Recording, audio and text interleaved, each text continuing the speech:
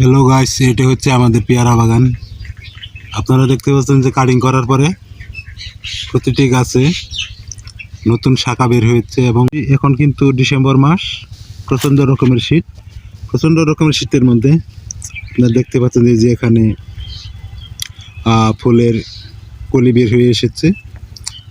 আপনারা যদি দেখেন যে এই যে প্রতিটি শাখার মধ্যে ফুল বের হয়ে এসেছে। এই যে এটা দেখেন, এগুলো সবগুলো গোল্ডেন এটের পেয়ারা গাছ।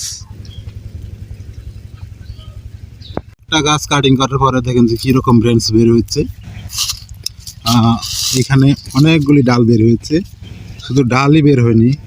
আপনারা দেখেন যে এখানে প্রতিটি শাখার মধ্যে কলি রয়েছে। আপনারা দেখেন এই যে এগুলো সব গোল্ডেন এট কেটে দেওয়ার পরে যেগুলি শাখা বের হয়েছে। এই যে আপনারা দেখেন প্রচুর পরিমাণে। বর্তমান বাংলাদেশের অনেক জায়গায় কিন্তু পেয়ারা চাষ হচ্ছে। এই যে আপনারা দেখেন প্রতিটি শাখার মধ্যে ফুলের কলি বের হয়ে এসেছে। এই যে দেখেন, বর্তমান বাংলাদেশে অনেক জায়গায় কিন্তু পেয়ারা চাষ হয়। প্রত্যেকটি শাখার মধ্যে ফুলের কলি রয়েছে। এই যে এখানে দেখেন, এই যে সব জায়গায় ফুলের কলি রয়েছে।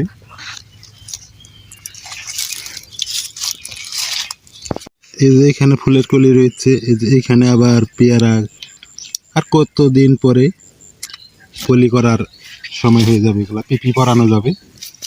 আবার এই যে এখান দিয়ে দেখেন কলি বের হয়ে এসেছে। এই যে এখানেও দেখেন কলি বের হয়ে এসেছে।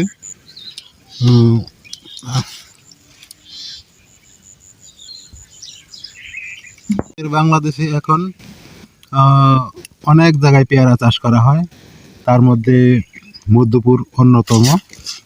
মধ্যপুরে কিভাবে পেয়ারা চাষ করা হয় সেই বিষয়ে আজকে আমি আপনাদেরকে এই ভিডিওতে তুলে ধরতে চাই।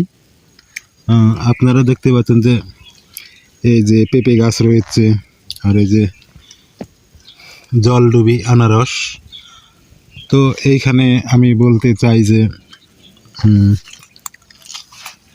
মধ্যপুরে পেয়ারার সাথী ফসল হিসাবে পেঁপে, আনারস এবং পেয়ারা, এই সবগুলি একসাথে দেওয়া হয়। এই যে দেখতে পাচ্ছেন যে এখানে কলি, আবার এটা ঠিক এইখানে ছিঁড়ে দিতে হবে।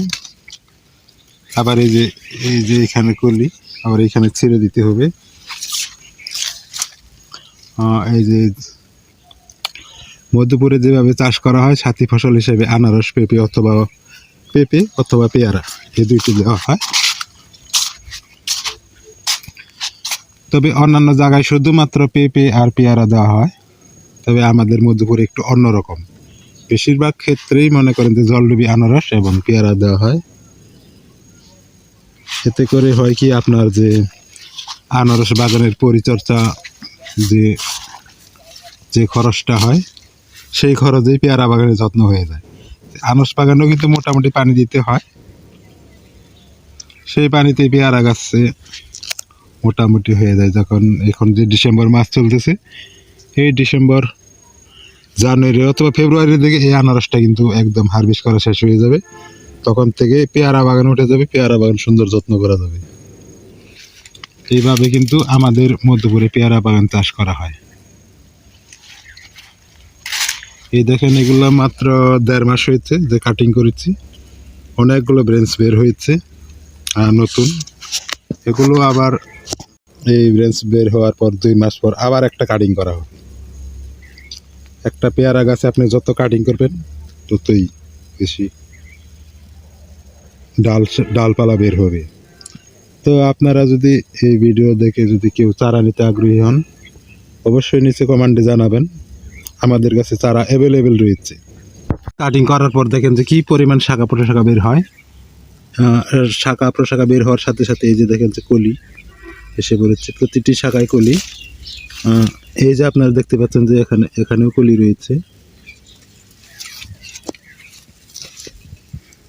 আর আপনাদের যদি এই জাতের চারা লাগে, পেয়ারা চারা বাগান যদি করতে চান, কেউ পেয়ারা বাগান যদি করতে চান, তাহলে আমাদের সাথে যোগাযোগ করতে পারেন।